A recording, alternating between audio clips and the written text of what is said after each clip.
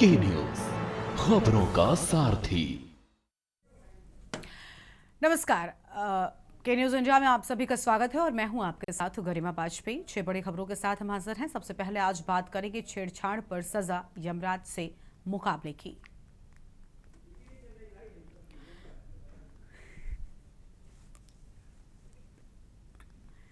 मुख्यमंत्री योगी आदित्यनाथ ने निशुल्क सिलेंडर रिफिल वितरण की शुरुआत कर जनता से दिवाली की खुशियां साझा की है। आपको बता दें कि ये पहल गरीब और वंचित परिवारों को त्योहार के समय बढ़ती महंगाई से राहत देने और उन्हें सुशासन का एहसास कराने की दिशा में एक महत्वपूर्ण कदम है।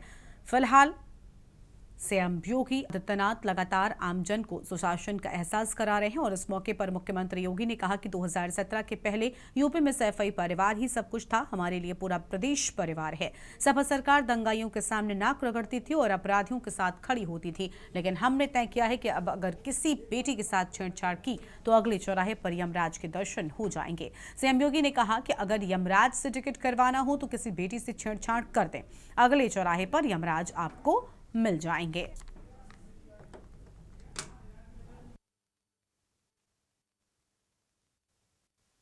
मैं सबसे पहले प्रदेश भर के 1,86,00,000 उज्ज्वला योजना के उन लाभार्थियों को जिनके लिए 1,500 करोड़ रुपए की सब्सिडी हम लोगों ने आज जारी की है, उन सबको मैं बधाई देता हूं। ये दीपावली के पहले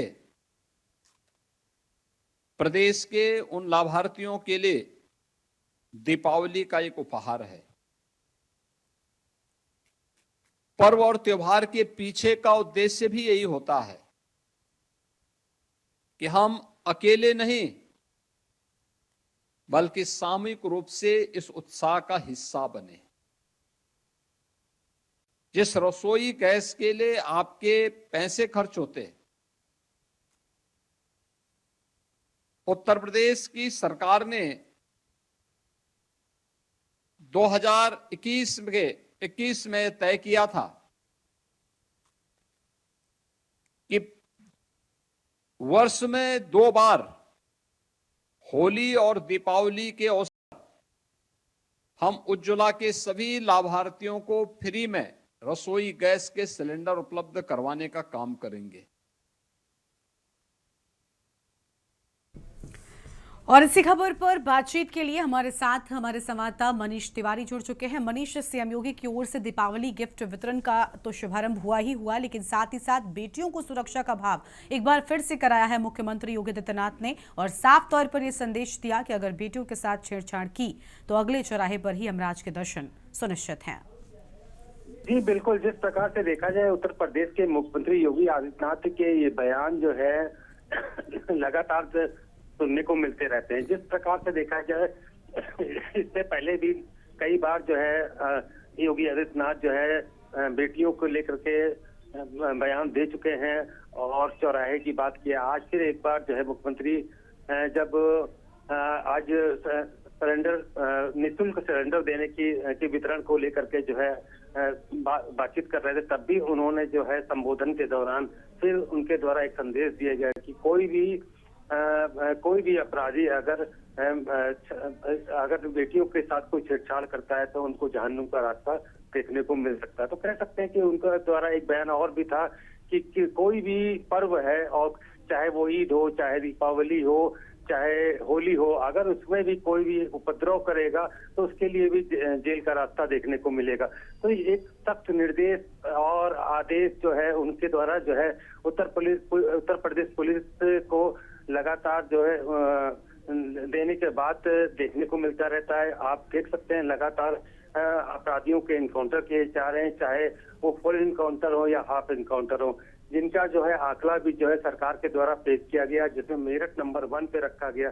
तो कह सकते हैं कि अपराध मुक्त बनाने के लिए योगी आदित्यनाथ के जो आदेश हैं वो देखने को मिल रहे हैं। खासतौर से सबसे अहम बात बेटियों को लेकर के जो है लगातार मुख्यमंत्री कुछ ना कुछ कहते रहते हैं, आदेश पारित करते रहते हैं और आज फिर जो एक बयान है वो एक सख्त निर्देश है उत्तर प्रदेश के लिए, उन मंचलों के लिए या उन अपराधियों के लिए जो बेटियों के साथ छेड़छाड़ या जरूरत प्रकार की घटनाओं को अंजाम देते हैं। तो कह सकते हैं कि मुख्यमंत्री का जो संदेश है महिलाओं के और बेटियों के प्रति हमेशा सख्त रहा है और एक बार उसी सख्ती से जो है एक मैसेज आज मुख्यमंत्री के द्वारा दिया गया है। जी शुक्रिया मनीष आपका हमारे साथ जुड़ने के लिए और अहम जानकारी के लिए। तो सीएम योगी ने दिवाली गिफ्ट वितरण का शुभारंभ किया है, बड़ी जानकारी आपको हम बता रहे हैं। और उन्होंने कहा कि छेड़छाड़ पर सख्त सजा मिलेगी और यमराज से मुकाबला सुनिश्चित है।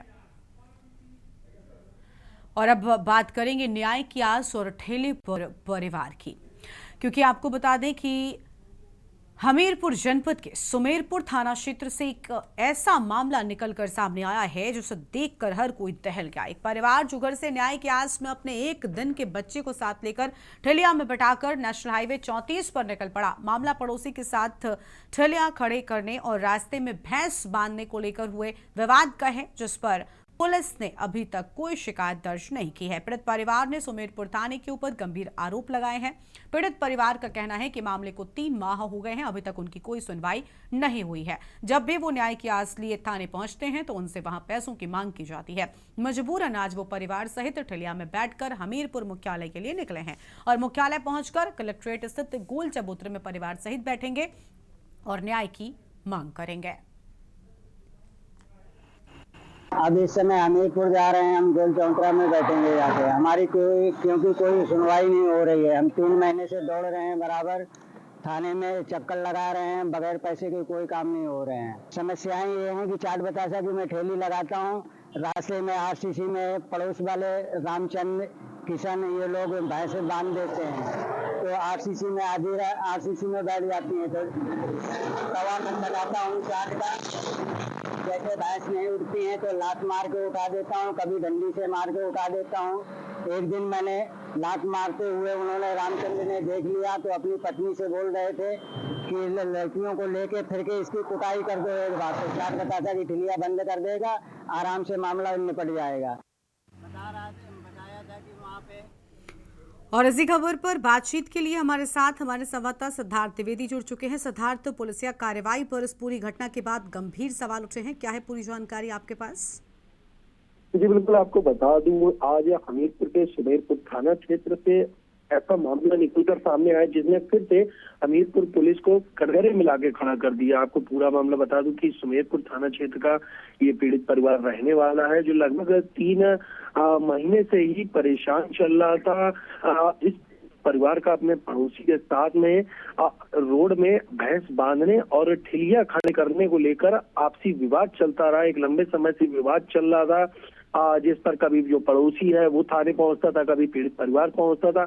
ऐसे में जब पीड़ित परिवार जिलाधिकारी से भी मिला, उन्हें भी ज्ञापन दिया और पुलिस के बड़े अधिकारियों से भी, तो एक कहीं ना कहीं जो पुलिस है उसने आश्वासन तो दिया कार्रवाई करने का, लेकिन फिर भी जो पीड़ित परिवार है उसकी सुनवाई नहीं होती, जिसके लिए वो परेशान होता रहता है। और आज अचानक से ही जब पीड़ित परिवार थाने पहुंचता और थाने में उसकी सुनवाई नहीं होती, जो पीड़ित का पिता है वो अपने पूरे परिवार को, पत्नी को, 4 बच्चों को, यहाँ तक कि जो उसका 4था बच्चा है जो महज 1 दिन का था, उसको भी ठेलिया में बैठाकर और हाथों से ही ठेलिया को या ठेले गाड़ी कहा जाए उसको झेलता हुआ सुमेरपुर थाने से हमीरपुर मुख्यालय के लिए निकलता है।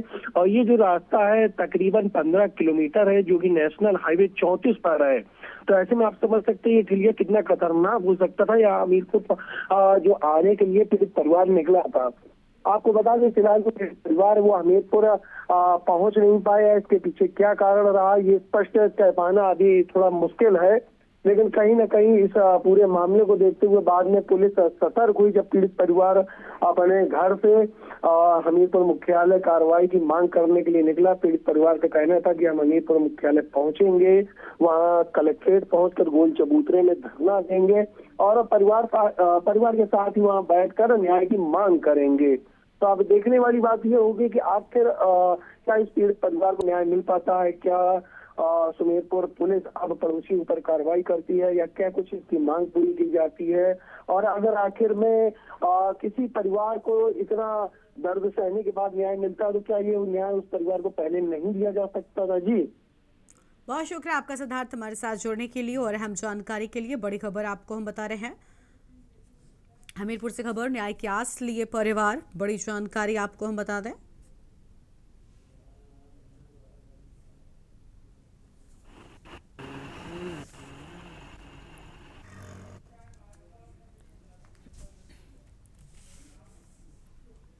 और अब बात करेंगे मरीज परेशान, कूड़े में दवाएं। उत्तर प्रदेश के कन्नौज जिले में एक बार फिर से सरकारी दवाएं कूड़े के ढेर में पड़ी मिली, जिससे स्वास्थ्य विभाग में हड़कंप मच गया है।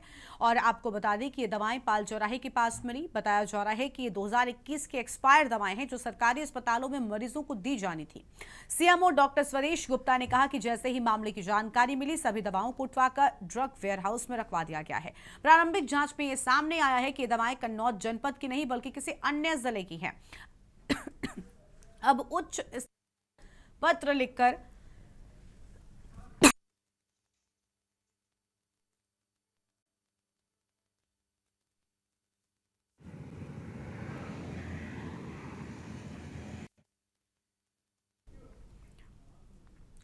और अब उच्च स्तर पर पत्र लिखकर ये जांच करवाई जाएगी कि ये दवाएं किस जनपद की हैं और इन्हें यहां फेंकने के पीछे जिम्मेदार कौन है।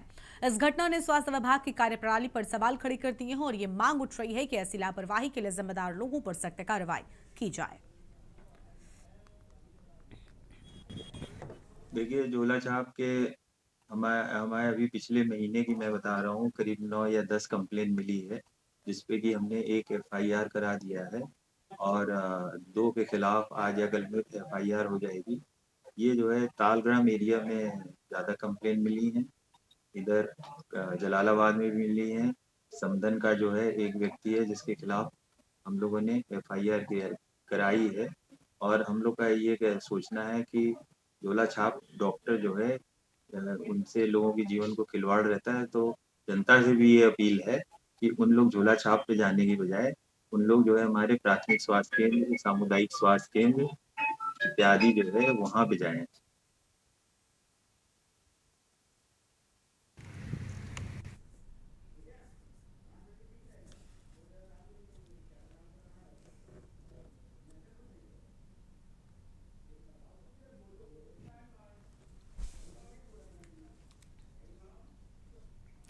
और अब बात करेंगे पंजीकरण पर हाईकोर्ट की रोक की। खबर नैनीताल से है, जहां पर उत्तराखंड हाईकोर्ट ने कार्बेट पार्क में जिप्सी पंजीकरण को लेकर स्थानीय लोगों के द्वारा दायर जनहित पर सुनवाई की।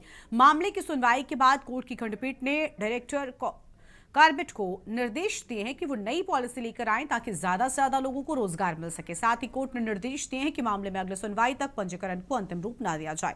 मामले की सुनवाई के लिए कोर्ट ने 27 नवंबर की तिथि नियत की है। आपको बता दें कि चक्षु करगेती, सावित्री अग्रवाल व अन्य ने उच्च न्यायालय में याचिका दायर कर कहा है कि कार्बेट पार्क में जिप्सी के लिए लॉटरी प्रक्रिया भाग लेने के लिए जो गाइडलाइन बनाई गई है, सभी परमिट होल्डर जिनके पास वैलिड परमिट है और शर्तों को पूरा कर रहे हैं, चाहे वो पुराने परमिट धारक हो या फिर नए, उन सबको लॉटरी प्रक्रिया में भाग लेने का अधिकार है। जिम कॉर्बेट नेशनल पार्क द्वारा विशेष कैटेगरी के जिप्सी स्वामी को पंजीकृत किया जा चुका है और 2 साल पुराने पंजीकृत जिप्सी को प्रतिभा नहीं करने दिया जाएगा, जबकि इन लोगों के पिछले साल आरटीओ से परमिट प्राप्त किए हैं। साथ ही कोर्ट के पूर्व आदेशों का उल्लंघन है।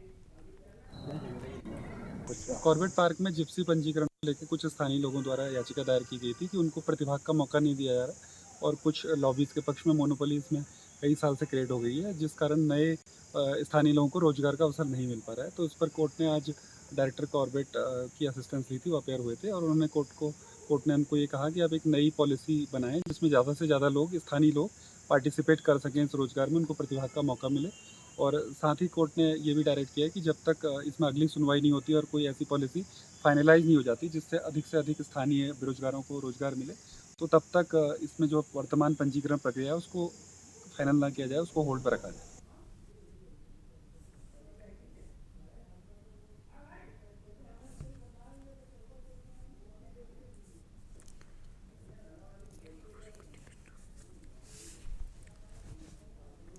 तो नैनीताल से खबर, जहां पर आपको बता दें कि नई पॉलिसी लेकर आए ताकि लोगों को रोजगार मिल सके। कोर्ट की ओर से यह अहम बातें। नैनीताल में कार्बेट पार्क जिप्सी पंजीकरण पर हाईकोर्ट ने लगाई रोक।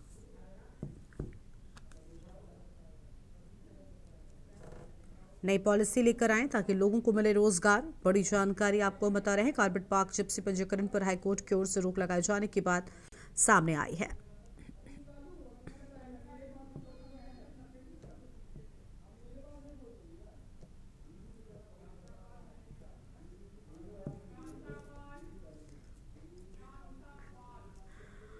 कांतापाल हमारे साथ इसी खबर पर बातचीत के लिए हैं। कांतापाल, कारपेट पार्क जिप्सी पंजीकरण पर हाईकोर्ट ने साफ तौर पर रोक लगा दी है, साथ ही अहम बातें भी कही हैं। पूरी जानकारी क्या है आपके पास? जी बिल्कुल, तो बता दूं, जो कारपेट पार्क में जिप्सी संचालक हैं, उन्होंने यहाँ पे एक जनहित याचिका दायर की है। उन्होंने याचिका में ये कहा है कि जो पुराने जिप्सी चालक हैं, आज उन्हें वहाँ कॉर्बेट के अंदर जो जिप्सी संचालन है उनके लिए अनुमति दी जा रही है, जबकि जो अन्य नए जिप्सी संचालक वहाँ पे हैं उन्हें इसमें प्रतिभाग नहीं करने दिया जा रहा है। इससे जो है उनके सामने बेरोजगारी का जो है संकट यहाँ पे खड़ा हो गया है। इसको लेकर जनहित याचिका यहाँ पे दायर की थी, जिसका कोर्ट ने जो वहाँ कॉर्बेट पार्क के डायरेक्टर है उनसे कहा है कि एक नया प्लान यहाँ पे लेके आए, ताकि जो अन्य इसमें रोजगार शामिल होना चाहते हैं उन्हें रोजगार मिल सके। तब तक के लिए कोर्ट ने कहा है कि जो पंजीकरण प्रक्रिया है इस पे कोई निर्णय नहीं लिया जाएगा। जी बहुत शुक्रिया आपका कांतापाल, हमारे साथ जुड़ने के लिए और अहम जानकारी के लिए। बड़ी खबर आपको हम बता रहे हैं।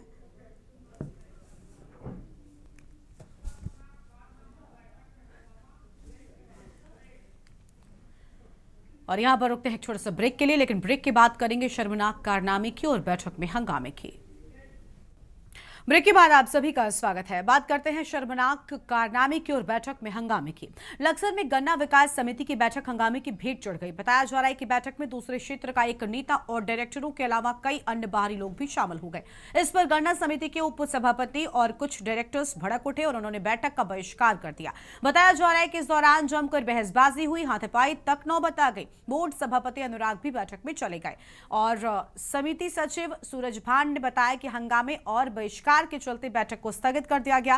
आपको बता दें कि बैठक में गन्ना मिल और किसानों से संबंधित प्रस्ताव पर चर्चा होनी थी, क्योंकि अगले महीने शुगर मिल शुरू होने की संभावना है, लेकिन बैठक के हंगामे की भेंट चढ़ जाने से मामला अधर में लटक गया है।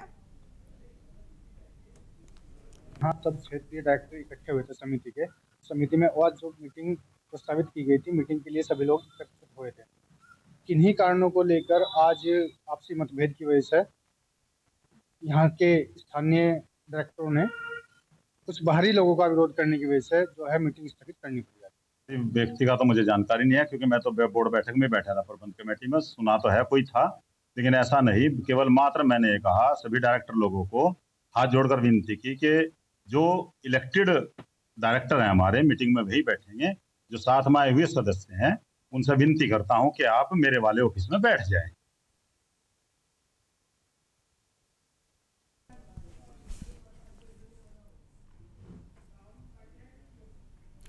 नहीं रहे पंकज धीर, महाभारत की दानवीर। टीवी इंडस्ट्री से शॉकिंग खबर सामने आई है। एक्टर पंकज धीर हमारे बीच नहीं रहे। उन्होंने बी आर चोपड़ा की महाभारत में कर्ण का किरदार निभाया था। इस रोल ने उन्हें इंडस्ट्री में पहचान दिलाई, लेकिन अचानक से आई पंकज धीर की मौत की खबर ने उनके फैंस और इंडस्ट्री के लोगों को स्तब्ध कर दिया है। रिपोर्ट देखिए। वैसे तो पंकज धीर ने अमिताभ बच्चन से लेकर सलमान खान, शाहरुख सहित कई सितारों के साथ काम किया, लेकिन जिस शो के लिए उन्हें सबसे ज्यादा प्यार मिला वह है महाभारत। पंकज धीर ने टीवी और फिल्म इंडस्ट्री में एक से बढ़कर एक प्रोजेक्ट में काम किया था, लेकिन उन्हें 1988 में आई बी आर चोपड़ा की महाभारत से फेम मिला था। इस शो में एक्टर ने कर्ण का रोल प्ले किया था। उन्होंने जिस संजीदगी के साथ इस किरदार को निभाया था, उसकी आज भी मिसाल दी जाती है। एक इंटरव्यू में पंकज ने बताया था कि शुरुआत में उन्होंने अर्जुन के रोल के लिए ऑडिशन दिया था। उन्होंने कॉन्ट्रैक्ट साइन कर लिया था, लेकिन उनका ऑडिशन अच्छा जाने के बावजूद ये रोल फिरोज खान को मिला। इसकी वजह बताते हुए पंकज ने कहा था कि मेकर्स चाहते थे कि वो बहनला के रोल के लिए अपनी मूंछें हटवाएं। ऐसा करने से पंकज ने मना कर दिया था। उनकी इस जिद ने बी आर चोपड़ा को नाराज कर दिया था। उन्होंने गुस्से में एक्टर को स्टूडियो से बाहर कर दिया था। उनका कॉन्ट्रैक्ट फाड़ दिया गया था। 6 महीने तक पंकज बिना काम के भटकते रहे। फिर कुछ समय बाद बी आर चोपड़ा ने पंकज को कर्ण के रोल में कास्ट किया। टीवी और फिल्मों में पंकज धीर का करियर। पंकज धीर का जन्म 9 नवंबर 1956 को पंजाब में हुआ था। वह अपने करियर की शुरुआत में एक निर्देशक बनना चाहते थे। पंकज धीर ने अपने करियर की शुरुआत 1983 में फिल्म सुख से की थी। महाभारत के अलावा धारावाहिक चंद्रकांता, द ग्रेट मराठा, युग और बढ़ो बहू में उनकी अन्य भूमिकाओं के लिए जाना जाता है। धारावाहिकों के अलावा उन्होंने फिल्मों में भी काम किया। फिल्म सड़क, सोल्जर और बादशाह सहित कई हिंदी फिल्मों में छोटी भूमिकाएं निभाई। पंकज कई माइथोलॉजिकल शोज का हिस्सा रहे थे। आपको बता दें कि 2006 में धीर ने अपने भाई सतलुज धीर के साथ मिलकर मुंबई के जोगेश्वरी में एक शूटिंग स्टूडियो विजेज स्टूडियोज की स्थापना की थी। 2010 में उन्होंने मुंबई में अभिनय एक्टिंग अकेडमी खोली। इसके फैकल्टी हेड अभिनेता गुफी पेंटल थे। पंकज ने साल 2014 में रिलीज हुई फिल्म माय फादर गॉडफादर का निर्देशन किया था। पंकज धीर ने कर्ण का किरदार निभाकर दर्शकों के दिलों में अमिट छाप छोड़ी थी, मगर बहुत कम लोग जानते हैं कि पंकज धीर शुरुआत में अर्जुन की भूमिका के लिए चुने गए थे, लेकिन मूछें न मुड़वाने की वजह से उन्हें इस रोल से हाथ धोना पड़ा।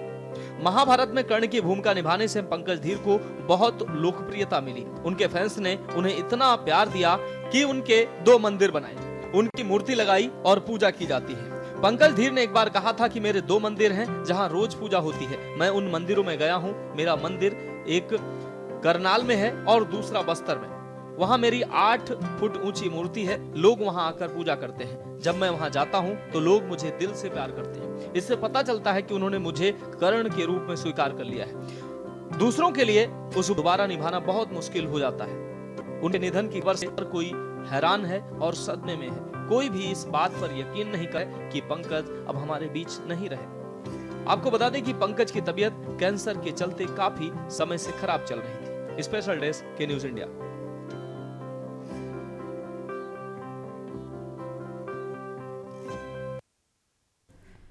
और इसी बीच लखनऊ से बड़ी जानकारी सामने आ रही है, उसका रुख कर लेते हैं। बड़ी खबर लखनऊ से आपको बताते हैं, जहां पर गोमती तट पर पहुंचे मंडलायुक्त विजय विश्वास पंत। बड़ी जानकारी आपको बता रहे हैं। मंडलायुक्त ने छठ पूजा की तैयारियों का जायजा लिया।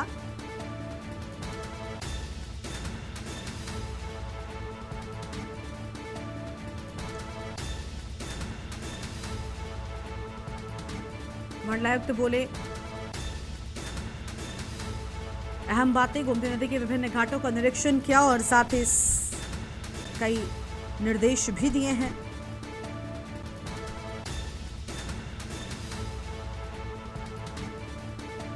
बड़ी जानकारी आपको हम बता रहे हैं। सजिया घाट, कुड़िया घाट व खाटू श्याम घाट भी देखे हैं। ये बड़ी खबर आपको हम बता दें।